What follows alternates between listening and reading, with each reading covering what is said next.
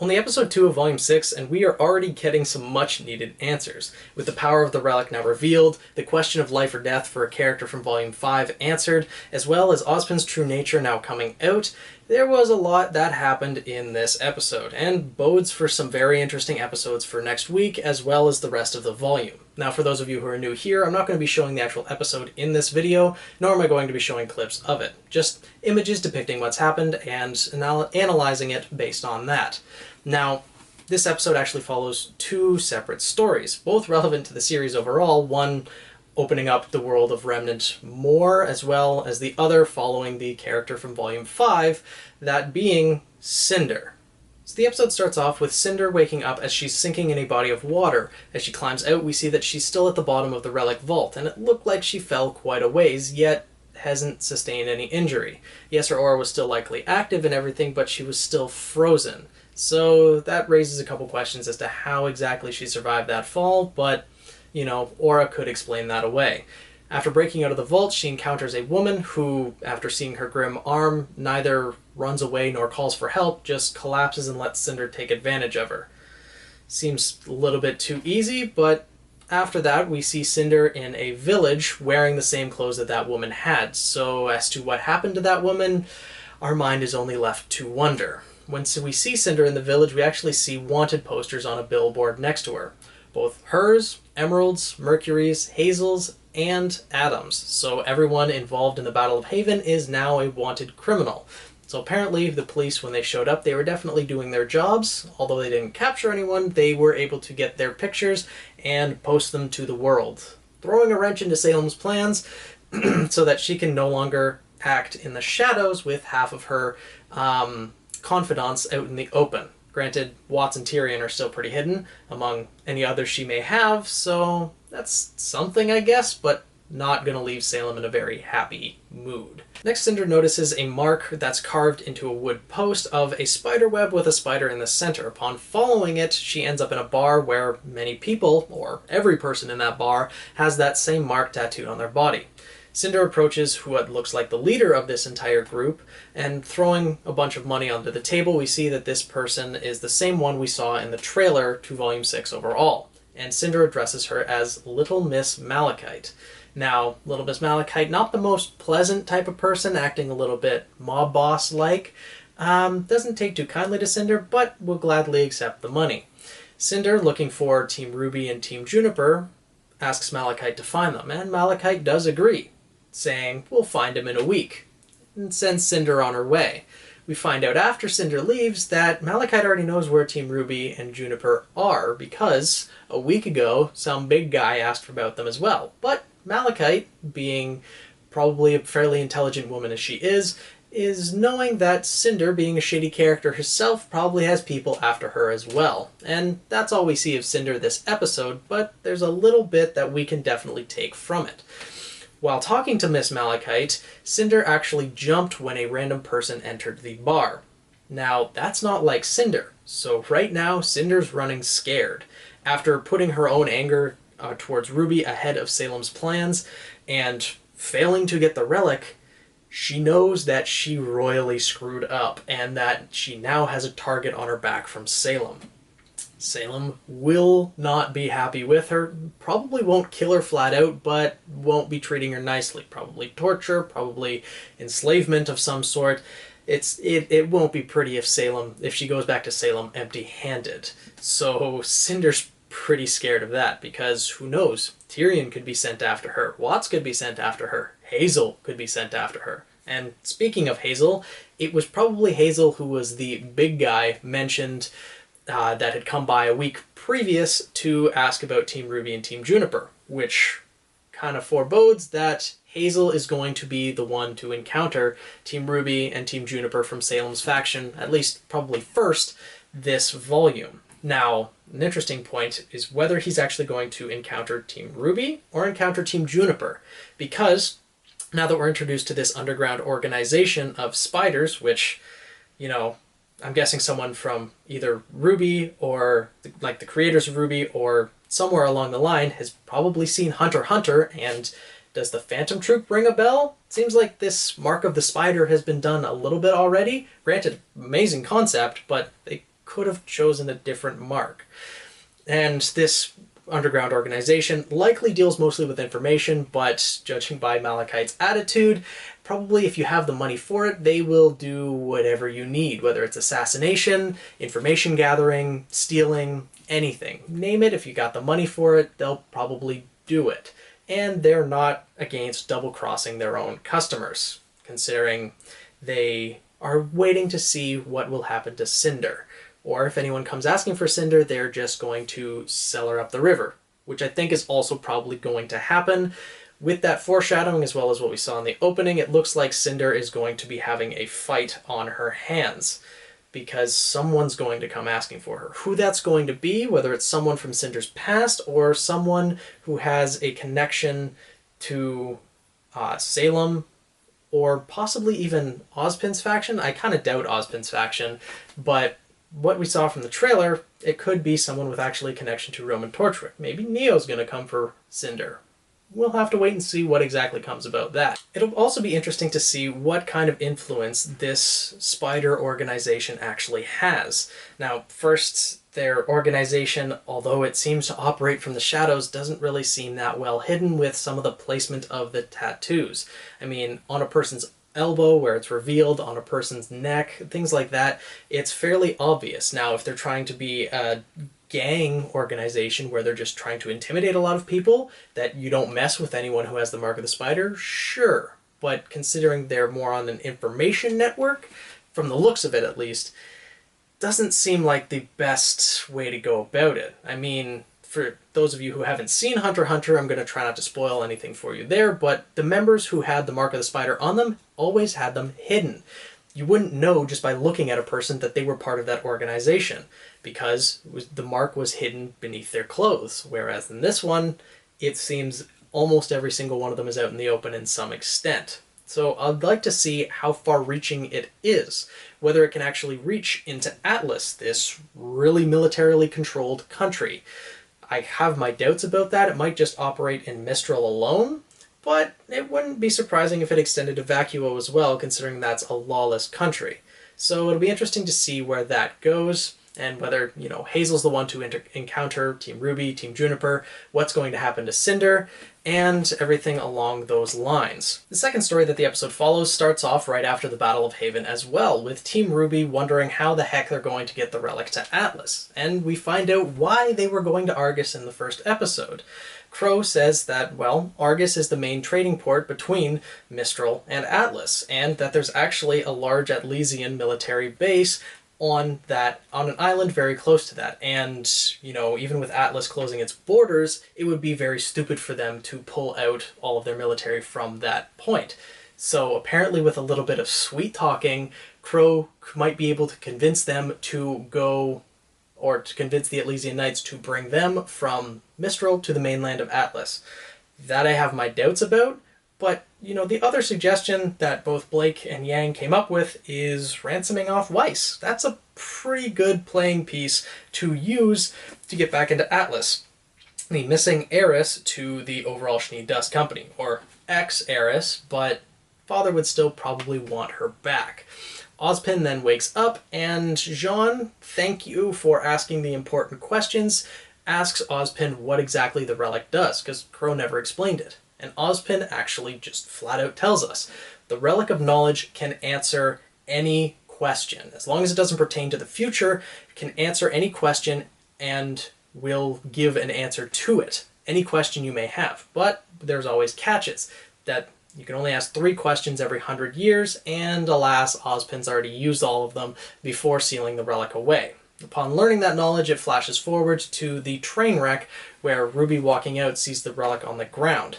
Yang's complaining about being stuck with an old lady, you know, they've lost Team Juniper, so a third of their fighting force, and they're now stranded and have to walk on foot. The old lady, we now find out, is named Maria Cavera, and introduces herself as a hard-of-hearing, almost blind woman. Yeah, there's more to her than that, because, as I mentioned in the last review, she walked out of a train, not being held down by Weiss's glyphs or anything, just walked out completely fine. So there's something interesting about that woman. Everyone then remembers about Ozpin lying, or not saying anything about the relic attracting Grimm. And he gives a reasonable kind of answer to that by saying he didn't want to create extra anxiety or negativity. Now, that I'm going to call bullshit on just because of everything that everyone has been through. Like, sure, he wants to protect or keep the negativity away because they're going to be traveling alongside all these innocents and everything, but all of these people have fought through the Battle of Beacon and now fought through the Battle of Haven. So they've proven their worth, at least to that extent. They should know if their life is in danger a little bit more by an item that they're carrying around with them. The conversation then extends into questioning about why Ozpin lied to the entirety of Mistral about Lionheart. Now, that one I can easily buy why Ozpin did that.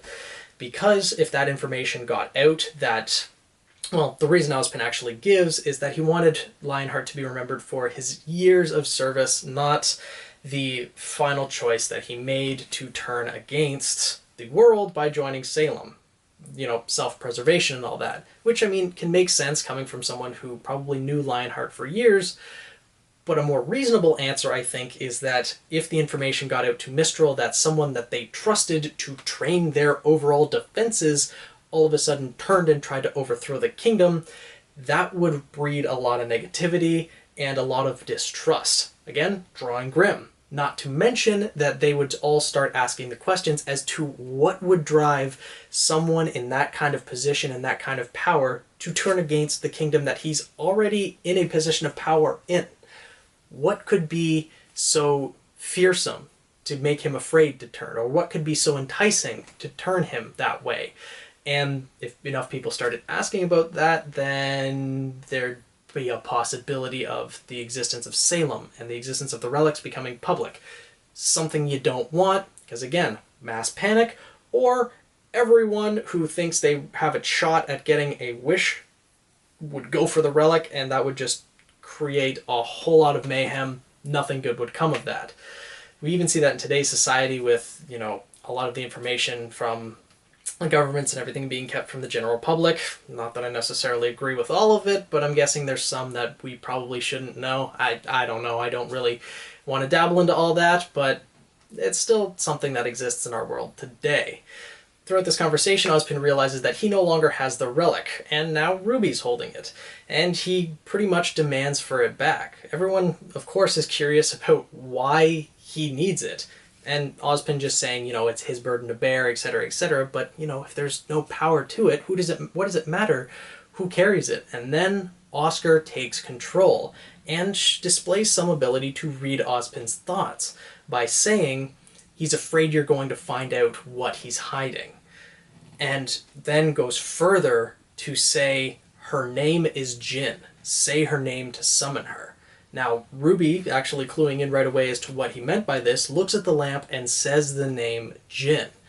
And the relic then starts emitting blue smoke, floats away, and we get to meet the Genie of the Lamp, the fan service that Rooster Teeth now provides herself, Jin, the being of knowledge. She introduces herself as Jin, a being created by the God of Light, only the God of Light, to help in humanity's pursuit of knowledge. And as she's about to continue speaking, Ozpin tries to shut her up, but she continues by saying, "You're in luck. There's still 2 questions left to answer this century." Oz begging Ruby not to, even Crow tries to say, hey, maybe we shouldn't, but surprisingly everyone turns on Crow. Not just aggressively, but drawing their weapons and pointing them at him. Crow backs off and actually, instead of trying to enforce Ozpin, who he supported for at least a decade now, I believe, says, you know what, Ruby, do what you think is best. Ruby then asks Jin, what is Ozpin hiding from us? And we see Ozpin lose it. The first time in the entire series, he loses it and charges at Ruby. But before he even reaches her, the world fades to white for every single one of them. And Jin starts narrating a story. Once upon a time, there was a lonely tower, and in this tower sat a lonely girl named Salem. And this is where it leaves us for the next episode, with the origin story being teased for both Salem and Ozpin, which hopefully the next episode will go into, not that it skips to some other story with maybe Salem, Emerald, Mercury. I mean, want to find out about them, but with them leaving this off, hopefully they go right into that next episode. As to what the origin story is going to be, there's some ideas out there, and I might make a video about that later this week, but it's going to be interesting to see, hopefully, Ozpin's previous reincarnations and how Salem went from this innocent-looking girl into the demon that she now becomes. On top of that, we learn about the relics, and that they are actually beings in and of themselves. Jin recognizes Ozpin as the old man, says it's nice to see her again, so she's capable of her own thought, her own personality, and being an individual in and of herself. Granted, still probably subservient to the person who summoned her, like the genie from the lamp in many iterations in other fairy tales. Possibly they're trying to relate this to Aladdin, considering it's literally a genie in a lamp, but I digress. Now, as for Jin herself, I'm hoping that when she first spoke and said the words, what knowledge do you seek, that there was at least one or two other people, hopefully many other people, who got chills down their spine recognizing the voice of Colleen Clinkenbeard. When we see the credits, it's confirmed Colleen Clinkenbeard is now the voice of Jin, and for those of you who don't know her or didn't recognize the voice, you may know her as Riza Hawkeye from Fullmetal Alchemist. Now, if you haven't seen Fullmetal Alchemist, I highly recommend you do that, because Fullmetal Alchemist Brotherhood is arguably one of the best anime ever created. Period. There's a lot of people out there who will argue that. I'm sure there's others who would argue otherwise, but it is one of the best. I'm not going to blatantly say the best, but it's one of the best. And personally, one of my top 5 favorites. Another of my top 5 favorites that she's also known for is voicing Urza Scarlet in Fairy Tail. Now, that anime is a lot more controversial, a lot of people hating on it. I personally love it. That's just me, and if anyone wants to see any Fairy Tail videos, by all means, let me know down in the comments, and I will gladly oblige to that. I'd be happy to do any sort of Fairy Tail content. Speaking of other anime, it'll also be interesting to see if Rooster Teeth is going to continue on this fan service train, because this came as quite a shocker when Jin was summoned. She was literally just a giant naked woman. Came out of nowhere, considering RWBY has not been a fan servicey series up until this point. Everyone's been pretty practically dressed, fully clothed, no beach episodes or things like that that's always been done in other anime, and then just Jin. I mean, I'm not complaining. It's figured Rooster Teeth was going to go down this road eventually, or at least put in some aspects of that, because, you know, serve all of the different fan bases that you have. Why not? But it'll be interesting to see if they're going to go down that road with the other relics as well. Whether they're all going to be female, whether there's going to be 2 male, 2 female, etc. And also with Jin, she mentioned, as I focused on a little bit, that she is a being created by the God of Light. The God of Light alone. She didn't mention the God of Light and Darkness.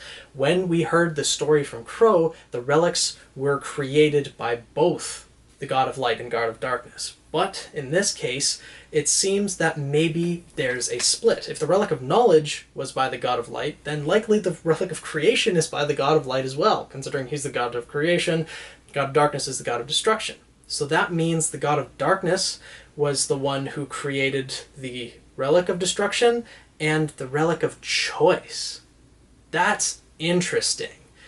If that is in fact the case, that the relics are going to be opposites with creation, destruction, knowledge, and choice, then that would mean that the God of Darkness created the Relic of Choice. What that actually means is something interesting. It gives people the option to sin in that respect. Instead of them being created only to do good or being created only to do bad, it gives them the choice to choose which way one or another. Now, there is no human that has been created into this world that is without sin. To quote the Bible, I think. But no one is created perfect. No one is created completely good. Everyone will drift towards evil in some aspect at some point in their life. No one is perfect. No one is a saint. People have come close, but everyone, at least at some point, will lean towards that way. So it does kind of make sense that it was created by the God of Darkness, but it's just really interesting to see that even with this creation that the two gods came together to create, humanity, giving them the option and the gifts of these four, I knew that, creation and darkness, or creation and destruction, came from each of the gods individually, because that's what they're known for. But to know that the other two weren't just a combination of the two gods, but came from each of them specifically, is very, very interesting. And I'm hoping gets touched on a little bit further, either next episode or later on in this volume, later on in the series, because that's so, so interesting. Now, as for Ozpin standing after all of this, that's another question entirely, because he's been a calm and collected person throughout this entire series. No matter what situation he's been put in, he hasn't lost his cool, until now. Once this secret, this story between him and Salem was about to be revealed, he lost it and charged at Ruby. Didn't try to charge for the relic. From the looks of it, it looked like he was charging at Ruby, which no one's going to take kindly to. And even Crow is being shown this, because we saw all of Team Ruby and Crow being shown this fairy tale of the Lonely Tower and the Lonely Girl, so this is something that Crow doesn't know. And when Ozpin was begging Ruby not to ask Jin this question, Crow backed off and said, you know what, Ruby, do what you want. Do what you think is best. So Crow already chose Ruby over Ozpin. Granted, he probably evaluated the situation and thought that was the best route, but with Crow's capabilities, he could have easily dodged Weiss, Blake, and Yang and gotten the relic away from Ruby if he was that loyal to Ozpin. But it seems he has more loyalty to Ruby than Ozpin, even though he served Ozpin for a decade. After this, I wonder what Ozpin's standing is going to be, because he's been hiding a lot, obviously, and he flat out lied about those 3 questions of the relic being used already, as well as not telling them about the relic attracting Grimm. He's definitely not in a good situation. But what I'm curious about is, after learning this story, is Team Ruby and Crow going to be pissed off at him for keeping this from them? Or are they going to understand more about Ozpin and be like, holy crap, this is what happened? We get it now. We understand why you held back a little bit, or at least partially understand, and maybe not hate the guy. It'll be interesting to see what ends up with that. And also, Maria, the little old lady with the goggles, what's going to happen with her? We didn't see her get dragged into all of this. Likely she was dragged into it all, and now some little old, almost deaf, almost blind lady is now going to know the secret of the demon threatening this world, as well as the relics themselves. So if this woman didn't have a place to a part to play in the overall series up until this point, she definitely does now, even as someone that they just need to keep silent, or now have another ally as an informant or something, because having someone know the secrets of the world, they can't just let them, walk away. Granted, probably could be seen as the ramblings of an old lady if she's talking about genies popping out from lamps and some demon threatening the entire world. Could sound like a kooky old lady, to some extent at least. The last major thing that I want to touch on from this episode is actually when Ruby calls Jin's name to begin with. We saw that the snow stopped falling, which implies that time actually stopped around them. Whether that was just in an area around them, maybe 30 meters around the relic, for example, something like that, because Team Ruby, Maria, Oscar, and Crow were all still able to move around and act normally. But with the snow stopping to fall, that implies that time had stopped. If when the relic activates, it operates on a plane that's outside of time and the natural plane that they already know, because likely when they're going into these memories and seeing what the past is for Ozpin and Salem, it's something that's going to happen in a split instant, not something they're going to disappear for 5 minutes, 10 minutes, half hour, a day, and then come back. It's going to happen in a split instant, then they're going to come back and know all these things, and then going to proceed after that. So this seems to suggest that the relics themselves, even though they have all this power, they operate outside of the natural world. which is very interesting if we start to consider what the other relics could do and what even just summoning a Jinn could potentially be used for. If someone could, for example, summon Jinn, have time stop around them, and even have potentially people stop around them, like a distance away.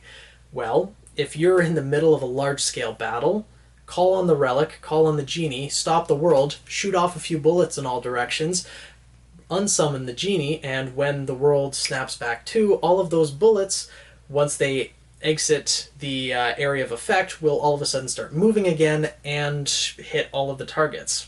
In theory, at least, because they blatantly put in that the snow stopped falling. And yes, I know I'm focusing on that, but still, that is something really interesting and could be potentially useful if someone thinks of doing that in the series. Then there's Team Juniper, who has been separated from everyone and isn't going to see all of the explanation that the relic is going to give them. Unless, for some reason, Ruby's question, what is Ozpin hiding from us, implies that Team Juniper is going to be included on that as well. I have my doubts, but it's possible. So we'll see where everything goes. I'm definitely looking forward to seeing what Salem's origin actually is, how she ended up that way, what Ozpin's involvement was, and how it's going to relate to the Ruby series and change everyone's opinions towards Ozpin, and how Crow is even going to react to all this, what Maria's involvement is, and everything of that sort. So let me know in the comments below what you guys think of this episode, what you're looking forward to in the next ones. I know this video was a little bit late. I actually filmed it a couple times, but just wasn't quite happy with the final result. So hopefully you guys enjoyed. Again, let me know. How excited were you guys to see that Cinder was back alive? How surprised were you when Jin popped out of the relic?